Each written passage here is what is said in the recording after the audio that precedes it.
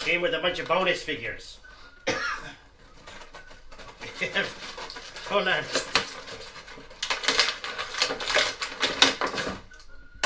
We have the Boston Baked Bean.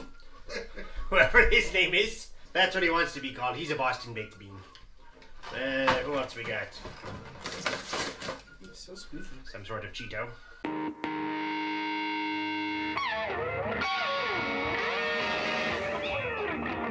Okay, people, welcome back to another Fwoosh Weekly. As always, I'm Robo, and dang, I haven't even opened my Galactus yet. I think some of it's an intimidation factor. That's a big old box with what I know is a big old figure in it. But more than that, knowing the size of the toy, I don't have room for it. And yeah, I know, I've had a year to plan for this, but I can't just magically make more room appear in this house. Well, I guess I could put some stuff in tubs, move stuff around.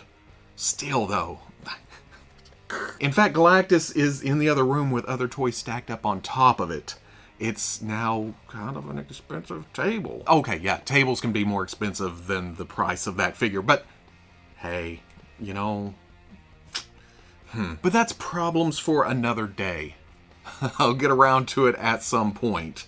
Today, there's other stuff to talk about, like Super7. Now, you know how it goes. I record the weekly, I spend several hours editing the weekly, I get it processed, I post it to Patreon, I schedule it for YouTube, I'm feeling all proud of myself, happy, check the internet, I've already missed something. In this case, it is The Worst Ultimates Wave 3. I love the concept for this line. It's like some of my favorite things in life just have relations and then spit out crazy mashup bastards. For instance, take some military flavor, season it up with some mad scientist, what do you get? No, not Dr. Mindbender, it's Cortex Commander. I mean, it's a uniform with a brain in a jar, who has a sidekick pigeon whose brain is also in a jar. I love it. I think my favorite is the globe computer, though. I want one of those. Can you already buy one of those? Surely there's something like that out there already. Next, take a lunatic who is really into sports. No, not Casey Jones. It has a lot of samurai influence to it. No, not Shredder either. Stop it. It is Killer Bat. And no, it's not Transformers Bludgeon. You guys suck at this game. Look closer. He's got some catcher's gear armor, some claws sticking out of gloves. The sword hidden in the bat is brilliant, and I love the decapitated foam finger. It's severed. Not decapitated. Severed's the right word. $55 set for fall of 2023. But that wasn't all. There's also the Voltron Ultimates Wave 3 Galaxy Black Defender of the Universe. When I first saw this, I thought, what? Then I watched the video with Brian introducing the concept and its inspiration, and I still thought, what? RoboNote's version, this paint scheme is based on a hard-to-find variant of Brave Ray Dean, a character from back in the 70s that kicked off the whole giant robot craze. That's it. It's just reuse of Voltron in black and gold. He mentions it's part of a Midnight series where they're going to take various robots that they've made and put it in these colors. Okay, this time we're on the same wavelength. You automatically thought Optimus Prime 2 or Megatron or any of the various Transformers, right? But if Hasbro allows for that, could they also do the Power Rangers Dinozord or Megazord or Dragonzord?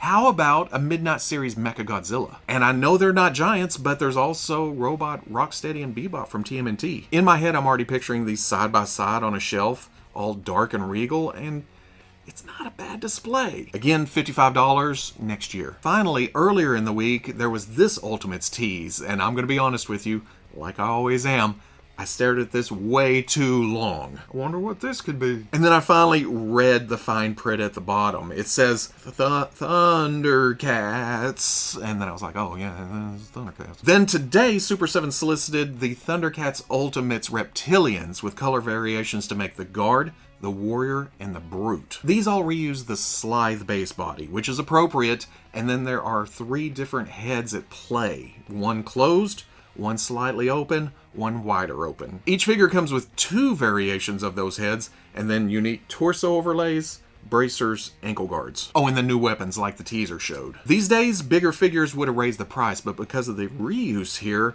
it's at the standard Ultimates $55. Makes me wonder if we're going to see more bad guy troops. Something I'm swinging back around on is the Bandai S.H. Figuarts movie Black Adam. Really, I'm kind of glad that I missed it the first go around because it was just a picture from Tamashii Nations. Now, with the solicitation, we have all the pretty promotional pictures to pour over. First off, no, I haven't seen the flick. When it comes to DC movies, I've only seen the Batman at the theater, but I eventually watch them all. That doesn't mean I can't appreciate the figure, though. I think it looks good, like The Rock in a comic book costume. In that aspect, it does its job, no matter what you think of the movie. The sculpt is crisp. The articulation looks like your standard S.H. Figuarts. There's something to look at all over the figure. Boom. Along with some insanely cool features. Now, I will say that this picture is misleading when it comes to the power-up head. They just shine a blue light on there to coincide with the lightning being clipped on the chest. This is what that head actually looks like with the powered-up eyes. But I'm more impressed by the swappable chest logo. In some pictures, it's just black with a slight gold glow. In others, it's just bright. That's because you can take the plastic panel out of the chest and the upper abs and replace that with translucent yellow plastic. Looks seamless. It's insane how well it works. There's also a cloak that looks good for the most part until you look at the tattered edges. That comes off as kind of homemade Halloween costume. But Mom, it's supposed to look more random and ragged. Unless that's how it actually looks in the movie. Again, I haven't seen it. $75 should drop in April. Sticking with DC, of course McFarlane Toys has something going on. Todd doesn't take any time off. It's just an eternal churning of plastic production and promotion. And sexiness. Don't forget about sexiness. We were just talking about Black Adam and the movie being out right now. Soliciting Shazam from Fury of the Gods, that just makes sense. This is not our first time seeing this, but I always like the promo pics better because it doesn't have the mood lighting and the backgrounds and things to distract you from the figure itself. And in that case, it looks like what we're going to see in the movie. It doesn't seem to have the standard multiverse limb lengths. They went for more realistic proportions. I will say the hands are a bit big when you compare them to the head, but even there, it's not a deal breaker, I don't think. Because otherwise, the textures and even the cape look nice. $20 releases in January. To add to the wild string of reveals we've had over the past few weeks, here is the DC Multiverse Dark Knight's Metal Gladiator Batman. It's Bruce, it's armor, it's another variation on Batman. If this is your thing, I can only imagine your display is just beautiful chaos with so much going on. For Batman 66, new pre-orders that we first saw back at New York Comic Con, but glamour shots. Again, I like looking. I could have sworn we already had a black and white Robin in the line though. Or am I thinking back to that con? Or am I hallucinating? Who knows at this point. He's accompanied by a Riddler in the same black and white color scheme, giving that classic TV feel. Yes, they are repaints, but you know the deal with those at this point. Plus, these make sense. They are historically significant. For a company, though, from a manufacturing standpoint, this is sometimes necessary in order to get new sculpts and characters into the line. You know, like Egghead. Come on now, it is Vincent Price in action figure form. That right there makes me want to kind of jump into this line. I've always been kind of tempted because of the nostalgia factor, but up to this point, I've just window shopped, fogging up glass, you know? But they're going to go this deep? It's hard to say no. Target exclusive, $20 a pop, delivered on or shortly after release date. Oh, Target, you'll see them when you see them. Jada Toy started teasing some upcoming goodies this week with the promise that full reveals would be at this weekend's LA Comic Con. Problem there is, I'm recording this before LA Comic Con kicks off, but you'll be watching it after the doors are open. So at this exact moment in frozen time, archived within the hallow halls of YouTube, all I have to go on are these teasy pictures. But it's not like they're hiding the identities of the characters. For Mega Man Wave 2, looks like we're getting Cutman, Electman, and Hyperbomb Mega Man. And yes, I did text Veeves in order to get the actual names here, instead of subjecting you to, you know, Green Mega Man, Scissors Guy, and the Pointy Bandit. Oops, I still did it. Over on the Street Fighter side of the street, there is Ken, M. Bison, and Dulcim. That keeps their formula of 2 main characters and 1 wild card.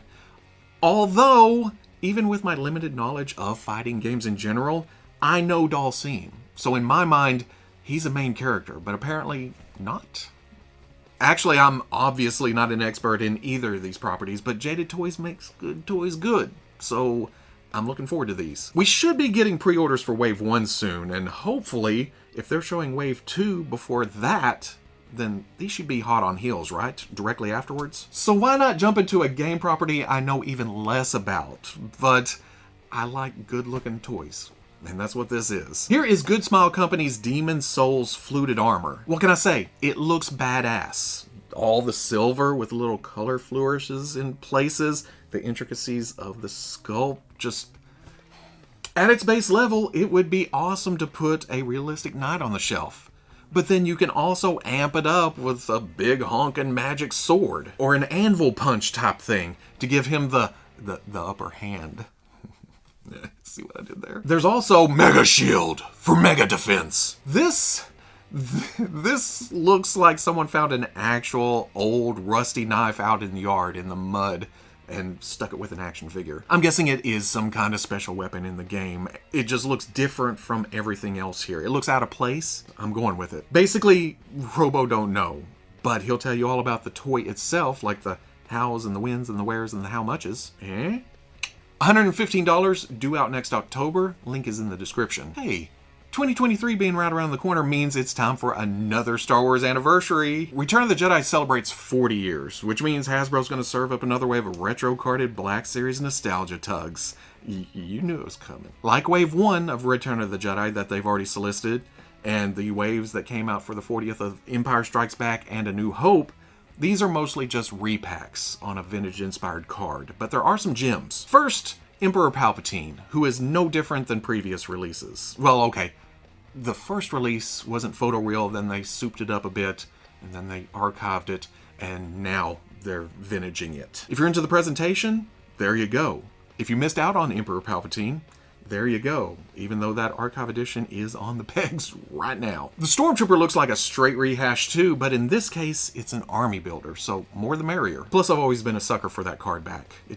It looks good. Paploo was originally only available in a con-exclusive box set with the indoor crew and the speeder bike, so this is a happy re-release. This works out if you didn't want to pay the big bucks for that multi-pack. And yeah, that's not Paploo in the picture, but that's how the vintage release was. They're just recreating that. Bib Fortuna has been tweaked to tone down the blue wash on the skin tone, so this looks a lot more natural.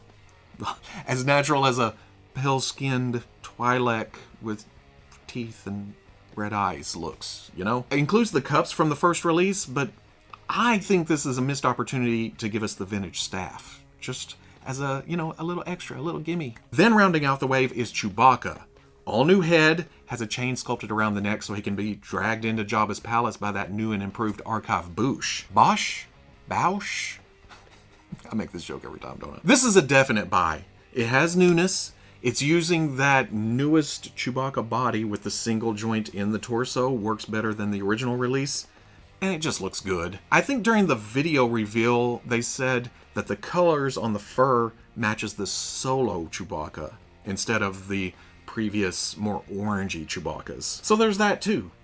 Now, Hasbro, give us a Chewbacca from Return of the Jedi without the chain, because I like that head, but this restricts him to a very specific part of the movie, which is marketing 101. Give us this, make us wait for the other, and then buy all of them. $25 each, scheduled for July of next year. And then to finish it all off, some Hasbro Indiana Jones Adventure Series news. Now this isn't official, but this is just short of them jumping on a live stream and going, here is this. Toy Hideout on Instagram posted this picture a day or two back, showing they received Wave 1 at their Frankensons booth. A couple of things. This is pretty early. So early, we haven't even seen the solicitations for Marion and Sala yet. We've seen the figures, we've seen the reveals, we can't pre-order them. There's also Belloc in the first wave, who is not in this picture. Instead, we're treated to Club Obi-Wan Indy, looking all dapper in his tuxedo. Notice it doesn't show a built-in artifact on it though, which has led a lot of people to speculate that this is some kind of store exclusive or available elsewhere, not in a regular wave. That's my train of thought too. It may not come with a built-in artifact, but it's also not empty-handed. It comes with Nurhachi's urn and then the big diamond from that first scene. Hopefully we'll find out more soon because I'm ready for this to come out. I want to see how it scales, how it moves, how it looks in person. The basics, you know? Also, do I need more of those? Because, ooh, that's just made for a James Bond body, right? I've seen suggestions of Madripoor Patch, but the proportions are all off. Even if you shorten him down, he still doesn't have Logan's width. You want to just talk about custom possibilities for the next 30 minutes to an hour? And that's all I have for this week. I think I've said that before, but that's what I'm going to start saying, because I never have it all. I'm always missing something, but when I do, I try to swing around the next week. If you want to see any of these pictures up close without me all I'm not subjecting you to how many times I have tried to say half these sentences in the weekly, because I'm just stumbling all over myself today. I'll be posting all of those along with links to pre-orders, more information on the Fwoosh front page Saturday. See? I've been doing this for an hour and a half. I'll be posting all of that on the Fwoosh front page Saturday at noon. But if you can't wait that long, links are in the description. And we already know there's upcoming goodness, because Hasbro announced a Marvel Legends fan stream for December 6th, which is next Tuesday. Ooh, come on, X-Men. But really, I just like seeing new stuff. It doesn't matter what it is. Maybe it'll be some movie. The Guardians of the Galaxy trailer just played a couple days ago. I haven't been picking up a lot of MCU, but I would have to grab the crew in those comic book uniforms with the blues and the reds and the flames. Maybe they'll catch up on some Spider-Man or different comic book stuff. But in my own selfish little world, X-Men, give them all to me. If you enjoyed this Fwoosh Weekly, comment, like, subscribe. Much love to the plus. If you're interested in seeing videos early or in a position to help out the channel, patreon.com. But wherever you may be watching this, I'll always catch you on the Fwoosh. Speaking of X-Men, I do have the new Retro Wave on the way, but it's floating around in the postal system somewhere. I got a set from Big Bang Comics over in Ireland, and it left there, went across the ocean, New York, Oklahoma City, which is 4 hours from here. I could have went and picked it up, but no, it went the opposite direction to Washington, back to Salt Lake, California, and then for the past week, it's been traveling to the next facility. Come on, post office. What's some Marvel Legends goodness?